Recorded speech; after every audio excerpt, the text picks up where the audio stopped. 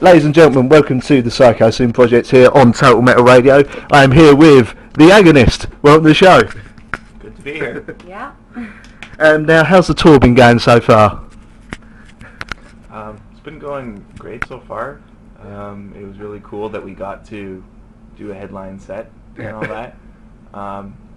It's actually had a ton of challenges from the get-go, but in terms of, I guess we're feeling positive now because things are right back on track. Yeah.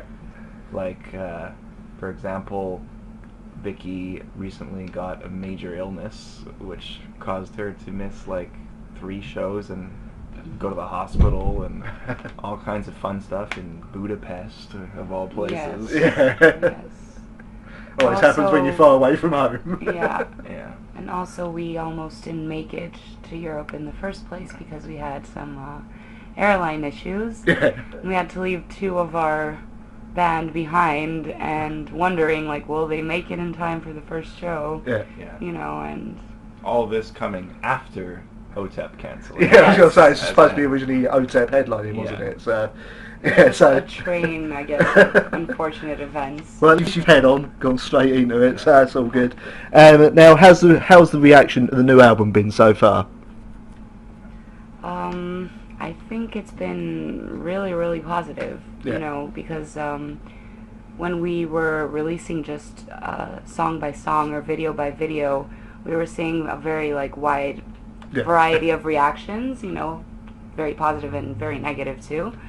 But since the full album came out, I don't believe I've seen anything, you know, bad about it. Everyone's been saying, you know, like, I didn't expect it to be that good. So, you know, it's been great. And we're actually playing a lot of new stuff live as well. Yeah. And the fans seem to enjoy it, so I'm very happy for that. Excellent. Now, how did you come to join the band, and how did you find, obviously, Vicky to come and join the band? Well, basically, as I guess it's been said out there a number of times now, but I found her on YouTube. Right. When it came time that we learned that, like, we need a new singer, Yeah.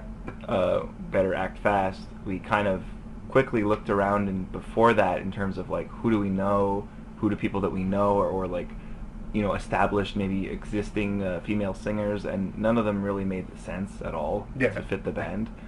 And it was kind of like, well, now we need to start looking outside of, at least, you know, the obvious choices, and looking for undiscovered, you know, perhaps, and came across Vicky's profile and was, like, instantly blown away and felt like I need to contact her, and I made contact, and I had no idea what to expect, because it's just this person on the other end of the world. You don't know their personal life or what's going on, and luckily she wasn't crazy.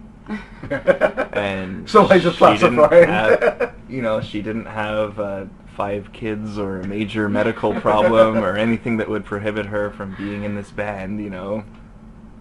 So it all worked out from there. It was months of writing, recording, getting to know each other, doing some tour dates, learning each other, and now it's been like a year since we announced her in the band, and now it feels like it's all come together now in the end. Yeah. How did you feel, obviously, when he called up to offer you a position in the band? Well, I was blown away, obviously, you know, things like that don't happen every day, you know. Yeah. You put yourself out there on YouTube and you do covers and you expect something to happen, but to get contacted by, you know, a well-known band and basically get a proposal to join that band later on, it's like, wow, this is a once-in-a-lifetime opportunity. So I had a hard time believing it myself, you know, and especially in the beginning that we knew the situation, but we couldn't announce because we were waiting for Arch Enemy to announce as well. Yeah. So I knew what was going on for like 2 months, and I couldn't tell anyone. So it was pretty insane. So a little bit difficult to sort of contain the excitement. Sorry. Yeah, exactly. Okay. Now, how do you feel the sound of the band has evolved over the years? I think it's constantly evolving, but obviously on this album it took a bigger leap than on previous albums. Yeah. Partially due to the fact that Vicky joined the band, you know, changing the sound and the dynamic of the band. And also, before Vicky joined the band, the guys themselves felt like a change in the musical direction or structure was needed, and what's, to truly ask ourselves what we want to produce as musicians. Yeah. So it was like a coincidental timing that, like, we wanted a big change, and then we were forced to make a big change on top of it. So it created, I think, in my opinion, the best album we've done so far. Yeah, yeah. And I'm really happy for that. So basically, a set of happy circumstances, really. Yeah, it's things that were extremely hard to deal with at the time when they happened, but in the end ended up being, by far the best thing that could have happened. Now, how did, obviously, the change in vocalists with Vicky joining, did that make the new album harder or easier to write, and how did you sort of approach writing with these guys from obviously starting on YouTube yourself? Well, I could just say to half the question that it made it by far easier in every aspect to write and record. She's really open-minded, and we're able to communicate ideas to each other, able to share ideas and collaborate on things, and that was never done before in the band. And as for her, as for me, you said the second question in there, sort of. There was more. How did you feel? What you brought to the writing? What did you bring to the writing for the new album yourself? Obviously, coming from YouTube to obviously being thrust into the limelight. Well, the good thing is that I'm a musician as well. I know music theory. I play a little bit piano, so songwriting wasn't new to me. It wasn't like I was just a girl that was singing covers. I understand music, so when the challenge came up that we had to write an album together, and that album had a deadline to it, obviously there's a lot of pressure there, because on the one hand you have to complete an album in a certain time period, but on the other hand, it actually has to be a good album too. Yeah. And you can't actually force creativity, So I guess it was good that it wasn't entirely new to me. I'd never done a full album before with, other musicians, so that part was new, and I'm happy that we collaborated on a lot of songs. I mean, I did write a bunch of the lyrics and the vocal melodies on the album, but there were lots of parts where Danny or Simon came up to me and shared their ideas with me, which was very refreshing, because there were songs when I first heard the music that I was scared, It was like, particularly the more aggressive songs, because they were new to me. So I was like, I don't know what I'm going to do. And then Danny would show up with some lyrics or something. He's like, yeah, I thought of this. And I'm like, great, So it worked out very well in the end. Excellent. Now, what can people expect from the Agonist live experience? Well, as of the past few shows, I'd say really sweaty shows. Tonight might not be any different, because it's a little bit of a small room, and it's apparently sold out. So we're kind of a high energy band. We try to bring that. We're a metal band, but I think our earlier, myself and Kel's, the bass player, were like the original members of the band. We're a lot more influenced by the punk and hardcore kind of stage mentality. Yeah. And so we try to bring a bit of that into the metal music that we play. But just, we try to engage the crowd. We try to keep the energy going at all times, but the music really is what comes first in the end. Now, what do you feel makes the perfect The Agonist song? The Agonist song? Well, sort of the sound. What would the more sort of crowd favourites, as it were? Oh, for live, you mean situations. You mean to pick a song or describe? What you would use to sort of write a song if you're using it to sort of... Always, for myself, like in writing, when I write a song for the band, or maybe it's just a writing style that I like to do. Maybe there's differences, and things like that, but the general, feeling that I get from an Agonist song is it's like a slingshot. Yeah. You're pulling and pulling and pulling and pulling on this tension until the perfect time, and then releasing it. Yeah. And then again it pulls back again, kind of thing, And so I try to do that, and you'll hear that a lot in terms of building attention, you know, and then for a big release, kind of, you know. Yeah. But in terms of genres or particulars, if you listen to our 4 albums, you'll see it goes a lot of different places. Yeah. So it's hard to say, you know.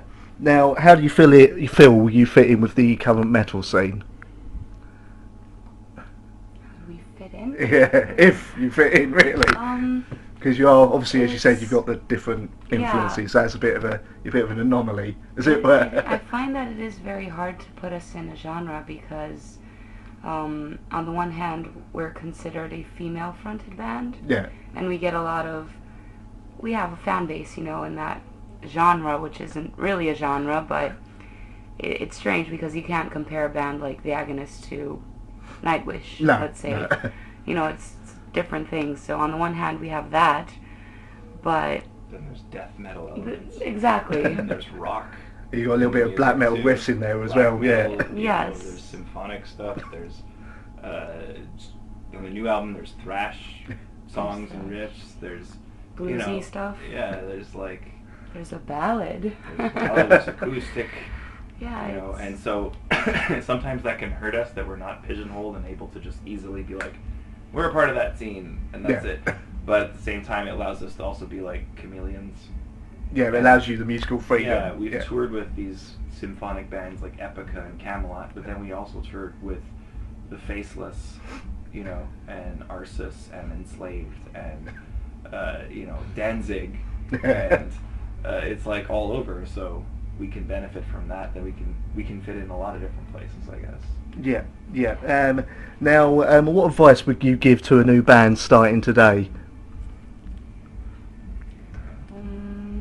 Just do what's true to you. Yeah. There's no point, especially in today's age, there's no point in selling out in music because there's no big sellout to be had, really. No. So you should just do what you want. Yeah. Okay. Now, do you find that social media such as Facebook and obviously YouTube as well has made it easier to promote the band and keep in touch with your fans?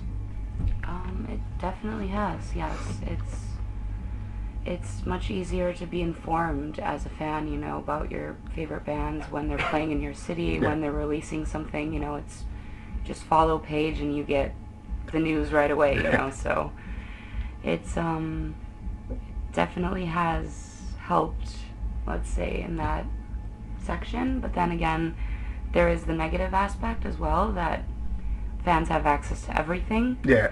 So it's a bit harder, I guess, for a band to sell albums nowadays, you know, with all that online streaming, free downloading and whatnot. But there's a positive and negative. People to appreciate music too. Yeah. Right. Because it's just like, oh, well, I get a brand new photo or a brand new video or a brand new something every day from this band, you know, and it's just like, so like when they put out a new song, there's an excitement, but maybe it's not the same as the excitement of years ago when a band put out a new song and you had not heard anything from them in 6 months. Yeah. And so it's just like, oh my God, there's a new song. I'm going to go and listen to that right now, you know, so.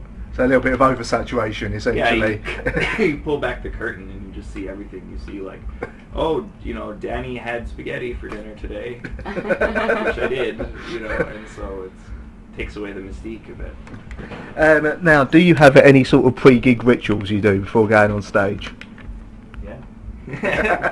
Sure. We all warm up in every way we can, I guess. And I guess...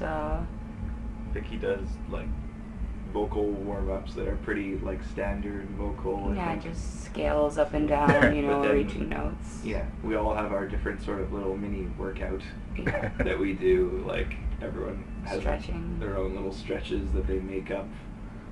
I think Paco's the best because he literally makes up a new routine every night. Yes. And it's like, I don't know how he keeps doing new things, but it's always different every night.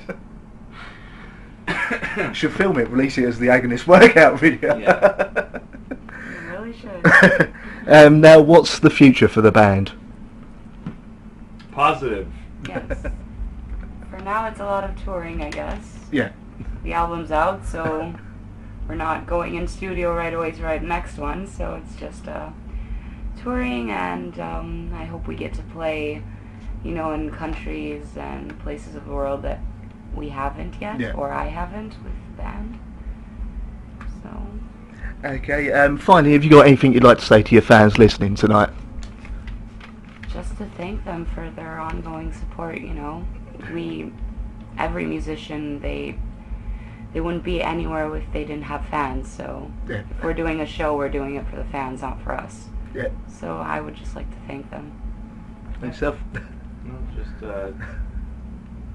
keep following us, because we're going to be putting out more pictures of me eating spaghetti. You heard it here first. And cats. And cats. You need cats. Cats get a lot of likes. Yes. Right. Well, thank you very much for joining me on the show tonight, ladies and gentlemen. The Agonist.